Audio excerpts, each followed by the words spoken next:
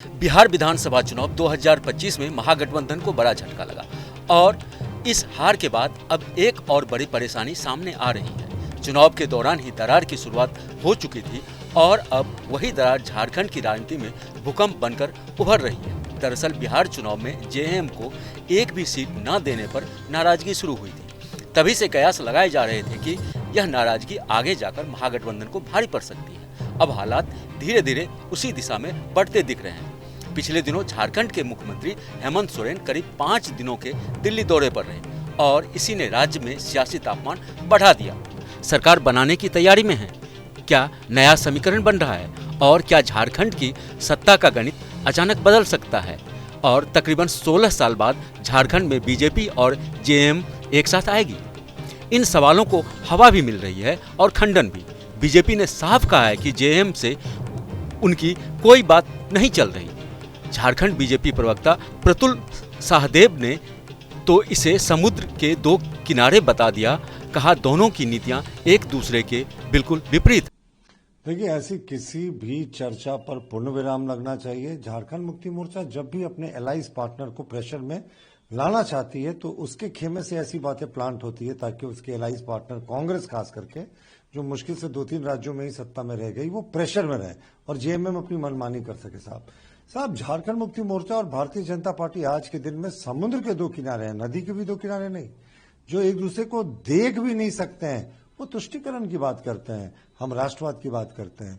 वो रोजगार के नाम पर वोट चोरी करते हैं और हम रोजगार देने का काम करते हैं। हम राष्ट्रवाद की बात करते हैं, वो एक विशेष समुदाय को सिर्फ मदद करने की बात करते हैं। हम भ्रष्टाचार मुक्त शासन देने की बात करते हैं और उनके यहाँ भ्रष्टाचार ने संस्थागत रूप ले लिया। तो कोई मेल संभव ही नहीं है साहब। हेमंत सोरेन जी को एक अपने अगले 4 वर्षों तक सशक्त विपक्ष का सामना करना पड़ेगा।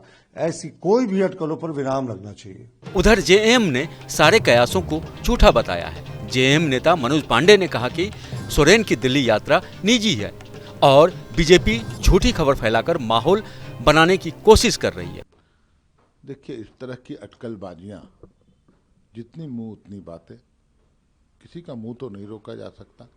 चर्चाएं कहां से उठती हैं, क्यों उठती हैं, परंतु कोई कारण ये बता दीजिए कि गठबंधन क्यों टूटेगा और क्यों हम किसी दूसरे दल के साथ जाएंगे। कोई कारण तो होना चाहिए। वैसी कोई दूर दूर तक संभावना नहीं है। सरकार अपना कार्यकाल पूरा करेगी। सरकार को जनादेश इस गठबंधन को मिला है, हम उसका सम्मान करते हैं। मजबूत सरकार है, हमारे लोकप्रिय मुख्यमंत्री। मुझे नहीं लगता है कि कोई ज़रूरत है। देखिए, दिल्ली में है इसकी जानकारी मुझे है। दिल्ली जाने के तो कई कारण होते हैं, व्यक्तिगत कारणें भी होती हैं, कुछ अपना व्यक्तिगत निजी जीवन भी होता है, साथ ही और भी कई काम होते हैं। माननीय मुख्यमंत्री को बहुत तरह के कार्यों से जाना पड़ता है। तो फिर अटकलबाजियां, मुझे लगता है ये बेबुनियाद अटकलबाजियां हैं। कोई इसका आधार नहीं है, निराधार बात है। इसको हवा कहाँ से मिल रही है आप?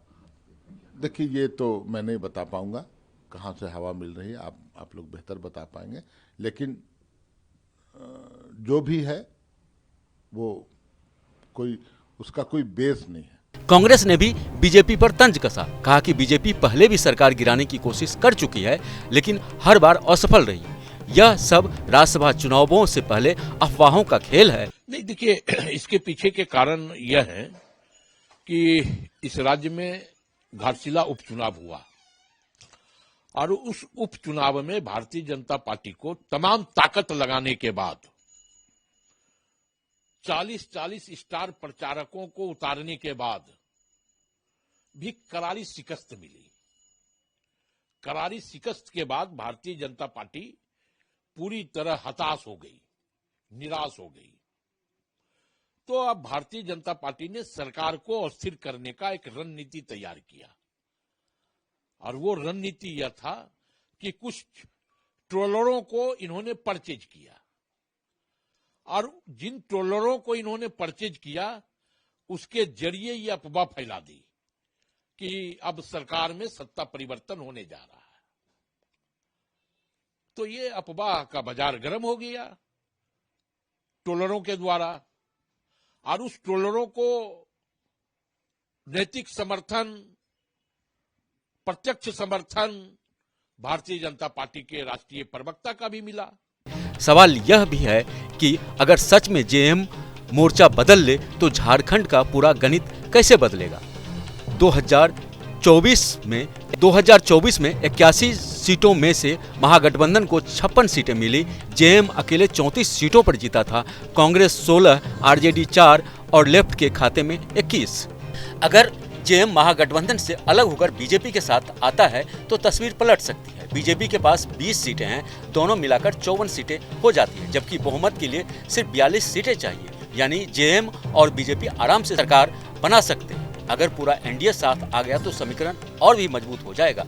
जेएम की 34, बीजेपी की 20, आजसू, एलजेपी, जेडीयू की एक सीट, कुल 57 सीटें, एक मजबूत सरकार से भी ज्यादा। लेकिन जेएम अब तक ऐसी किसी संभावना से साफ इनकार कर रहा है और यही इनकार सबसे बड़ा सवाल भी खड़ा करता है।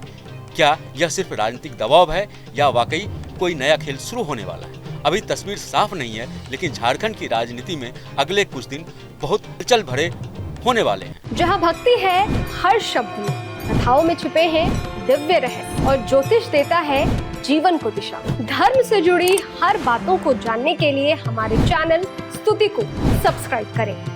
चैनल पर जाने के लिए इस लिंक पर क्लिक करें।